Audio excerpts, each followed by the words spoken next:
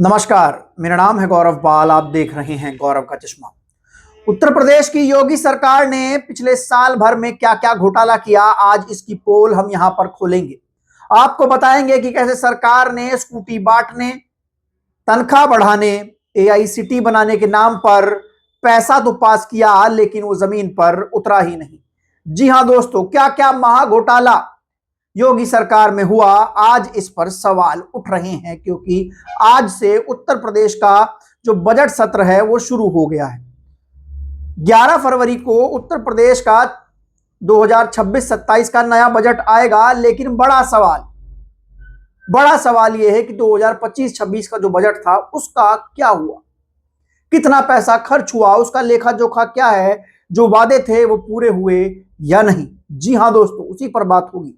आपको बता दें कि 2025-20 फरवरी को 2025-26 का बजट उत्तर प्रदेश सरकार ने पेश किया, योगी सरकार ने पेश किया। वित्त मंत्री सुरेश खन्ना ने योगी जी के साथ लाल सूटकेस में बजट लेकर आए और पेश किया। यह बजट 8 लाख करोड़ का था। हर साल रिकॉर्ड बनता है बजट पेश करने में, तो 2025-26 में भी रिकॉर्ड बना था, इस बार भी रिकॉर्ड बनेगा। तो 8 लाख करोड़ का बजट था, जिसमें से 5.17 लाख करोड़ रुपए जो थे वो मंजूर हुए। उसके अलावा जो राशि जारी हुई वो 4.71 लाख करोड़ रुपए राशि जारी हुई, और 4.28 लाख करोड़ रुपए जो थे वो खर्च भी हो गए। पैसा खर्च हो गया। 8 लाख का बजट था, 4.5 लाख के आसपास या 4.28 लाख करोड़ के आसपास खर्च हुआ। इसमें एक बड़ा बजट था 28,000 करोड़ रुपया, जो नई योजनाओं के लिए था। जी हां, हमने बजट में इस बार के बजट में 28,478 करोड़ और 31 लाख रुपए नई मदों के लिए हमने प्रावधानित किया है। वो योजनाएं जिनका ऐलान उत्तर प्रदेश सरकार ने बड़े चौड़ में उस समय किया था। ये कह लीजिए कि टीवी पर विज्ञापन चले थे, टीवी पर खबरें आई थी। खबरें ये थी कि योगी ने बनाया रिकॉर्ड, यूपी का बजट महा बजट, यूपी की जो ट्रिपल इंजन की सरकार है, डबल इंजन की सरकार है, उसका महा बजट, और यूपी के जो सबसे बड़ी इकोनॉमी है 5 ट्रिलियन इकोनॉमी, उसका महा बजट। लेकिन जो 28,000 करोड़ रुपए नई योजनाओं के लिए लागू हुए थे, उसमें बड़ा सवाल यह है कि आखिरकार कितना पैसा ऐसा है जो खर्च हुआ, और जो क्या वो वादे हैं जो पूरे हुए हैं। जी हां, उत्तर प्रदेश सरकार ने, योगी सरकार ने वादा किया था कि प्रदेश में जो आउटसोर्सिंग कर्मचारी हैं, यानी कि जो कर्मचारी ठेके पर रखे गए हैं, सरकार ने सरकारी पद खत्म करके जो ठेका प्रथा शुरू की है, उसके जो कर्मचारी हैं उनका मानदेय बढ़ेगा, यानी कि उनकी तनख्वाह बढ़ेगी। 16,000 से 18,000 करने की घोषणा की थी। 1.99 लाख, लगभग 2 लाख ये लोग संविदा कर्मचारी हैं जिनकी तनख्वाह बढ़नी थी 16,000 से 18,000, जिसको लेकर बजट में प्रावधान भी था, पैसा भी था, लेकिन इन लोगों की जो तनख्वाह थी वो नहीं बढ़ी। इस पूरे मामले में प्रस्ताव कैबिनेट से पास हुआ, निगम का गठन हुआ, अमृता सोनी जो थी वो निगम की एमडी बनी, लेकिन निगम का कामकाज शुरू नहीं हुआ, लिहाजा आउटसोर्सिंग कर्मचारी जो थे उनका मानदेय नहीं बढ़ा। काम सारे हुए, बजट जारी हुआ, गठन हुआ आयोग का, आयोग की चेयरमैन भी बनी, लेकिन काम नहीं हुआ। हां, चेयरमैन ने बकायदा तनख्वाह ली होगी, लेकिन जो इस काम के लिए, जिस काम के लिए चेयरमैन बनी थी, तनख्वाह बढ़ाने के लिए आउटसोर्सिंग कर्मचारी की, वो नहीं बढ़ाई गई। इसके अलावा एक बड़ा वादा किया था, जिसको लेकर बहुत प्रचार किया था, कि यूपी की बेटियां अब स्कूटी पर उड़ेंगी। बड़ा सवाल था। वित्त मंत्री सुरेश खन्ना ने बजट में कहा था कि जो मेधावी बेटियां हैं, जो बेटियां टॉपर हैं, जिला टॉप करती हैं, जो बेटियां अपना शहर टॉप करती हैं, उन लोगों को स्कूटी दी जाएगी, और इसके लिए 400 करोड़ के बजट का प्रावधान था।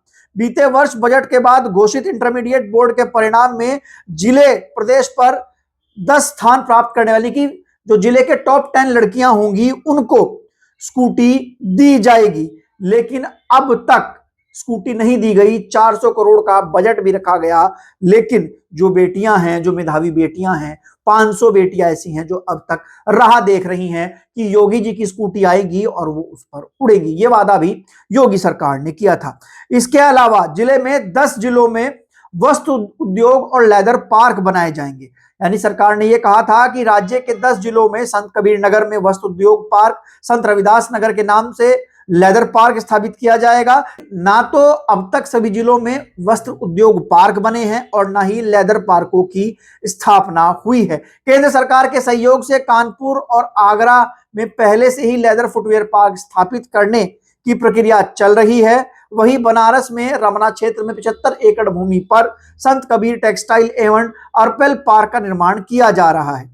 आपको बता दें कि एमएसएमई मंत्री रोशन राकेश सचान के अनुसार मऊ, खेमई, चुनार, रायबरेली टेक्सटाइल पार्क की कार्रवाई शुरू हो चुकी है, जबकि शेष जिलों में अभी स्वीकृति नहीं मिली है। यानी कि 10 जिलों में कहा गया था और लगभग अलीगढ़ और रायबरेली और मिर्जापुर यहां पर 3 जिलों में शुरू हुआ है, बाकी जगहों पर स्वीकृति नहीं मिली। इसके नाम का भी फंड पास हो चुका है। एक बहुत बड़ा वादा किया था उत्तर प्रदेश सरकार ने कि एआई सिटी बनाए जाएंगे। एआई आजकल बहुत ट्रेंडिंग में, हर कोई एआई से अपग्रेड होना चाहता है और एआई से अपडेट होना अपने आप में कूल भी लगता है। अब सरकार भी अपने आप को एआई से अपग्रेड कर रही है। भले ही बाहर उत्तर प्रदेश की सरकार के जो सरकारी स्कूल है उनमें कंप्यूटर लैपटॉप नाम की चीज ना हो, लेकिन सरकार एआई के नाम पर हेडलाइन जरूर बटोरेगी, दुनिया को दिखाएगी कि Yogi ji AI artificial intelligence लेकर आ रहे हैं।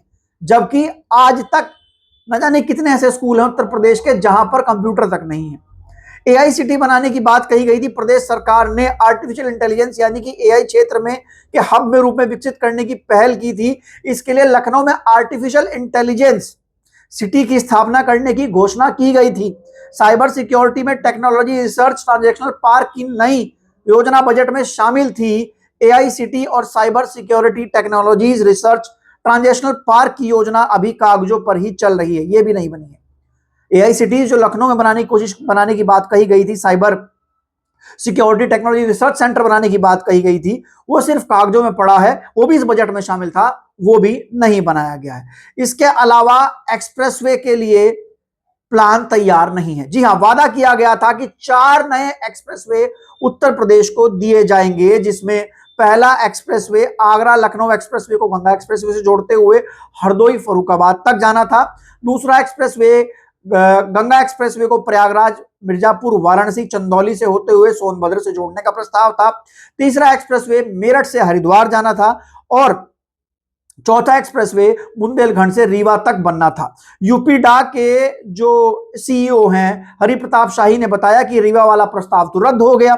हरदोई से फारुखाबाद के लिए टेंडर जारी करने के लिए कार्रवाई चल रही है, जमीन अधिग्रहण चल रहा है। मेरठ हरिद्वार एक्सप्रेसवे के विस्तार के लिए अलाइनमेंट पर काम चल रहा है। गंगा एक्सप्रेसवे को मिर्जापुर, वाराणसी, चंदौली होते हुए सोनभद्र तक ले जाने के लिए अलाइनमेंट के स्तर पर कार्रवाई चल रही है। यानी कि पैसा अलॉट हुआ, सब कुछ हुआ, साल भर हुआ, लेकिन अब तक सिर्फ कार्रवाई, कागजी कार्रवाई, अलाइनमेंट, कोई कागज कहीं फंसा है, कोई कहीं फंसा है, कोई कहीं फंसा है। लेकिन हेडलाइन ऐसे बन गई, एआई से सड़क ऐसी बन गई टीवी पर कि जैसे गंगा एक्सप्रेसवे आज ही बिछ गया। तो ये बड़े सवाल हैं जो पूछने हैं और मैं पूछूंगा, क्योंकि सरकार जो वादा करती है वो पूरा हुआ या नहीं हुआ ये पूछना हमारे अधिकार है, लेकिन हमारे देश के लोग कोई फर्क नहीं पड़ता। उनके लिए तो कहीं मस्जिद पे बुलडोजर चल जाएगा, वो लोग खुश हो जाएंगे। होमगार्ड और ग्राम चौकीदार को नहीं मिला बीमा। जो ग्राम चौकीदार हैं, होमगार्ड है, उनको बीमा देने की बात कही गई थी। होमगार्ड जो सड़कों पर ड्यूटी करते हैं, ग्राम चौकीदार जो ग्रामों में चौकीदारी करते हैं, रात बिरात नौकरी करते हैं, उनको कहा गया था कि उनको 5 लाख तक का मुफ्त इलाज देने की घोषणा की गई थी। यह बीमा देने की बात कही गई थी, लेकिन यह बीमा नहीं दिया गया। कारागार श्रमिक अड्डे नहीं बने। सरकार ने बजट में सभी जिलों में कारागार श्रमिक अड्डे बनाने की घोषणा की थी। इनमें कैंटीन, पेयजल, स्नान घर, शौचालय सहित अन्य सुविधा मुहैया कराई जानी थी, जो अभी तक जिलों में इनके बनने की शुरुआत नहीं हुई है। सरदार पटेल जनपदीय आर्थिक क्षेत्र नहीं बना। सरकार ने प्रत्येक जिले में विशेषताओं और संभावनाओं को ध्यान में रखते हुए अखंड भारत की शिल्पकार लौह पुरुष सरदार पटेल के जनपदीय आर्थिक क्षेत्र का स्थापित करने की घोषणा की थी। इसमें अलग अलग जिलों में अलग अलग सेक्टरों में जुड़े क्षेत्रों को विकसित करने के लिए सरकार में कैबिनेट ने प्रस्ताव पास किया। पैसा भी पास होगा लेकिन नहीं बना। बड़ा सवाल यह है दोस्तों, बड़ा सवाल यह है कि कहां गया पैसा, क्या हुआ? जिस दिन बजट आया था 20 फरवरी 2025 को, उस दिन तो बड़े बड़े टीवी पर चल रहा था, एआई से गंगा एक्सप्रेस वे बन गया था, लड़कियों को स्कूटियां मिल गई थी, बच्चों को लड़कियों को स्कूटियां मिल गई थी, होमगार्ड और जो संविदा कर्मचारी थे उनका मानदेय बढ़ गया था, बीमा मिल गया था, एआई सिटी बन गई थी, सब कुछ हो गया था। लेकिन कहां गया? क्यों नहीं हुआ? क्या कारण है? बड़ा सवाल यही है दोस्तों, और यही सवाल पूछा जाना है, यही सवाल पूछा जाना है। और इसी को लेकर अगर कोई पूछेगा तो सरकार उसको देशद्रोही भी कह सकती है। लेकिन हमारा काम ये पूछना है कि आखिरकार 28,000 करोड़ रुपए की जो नई परियोजनाएं थी उनका क्या हुआ? पैसा अलॉट हुआ, फिर भी काम नहीं हुआ। अभी 11 फरवरी को फिर से बजट आएगा, अब देखते हैं इस बार कौन सा रिकॉर्ड बनता है। लेकिन बड़ा सवाल यह है कि जो पिछले साल का बजट है, इसका पैसा अब तक खर्च क्यों नहीं हुआ, इसका काम क्यों नहीं हुआ है।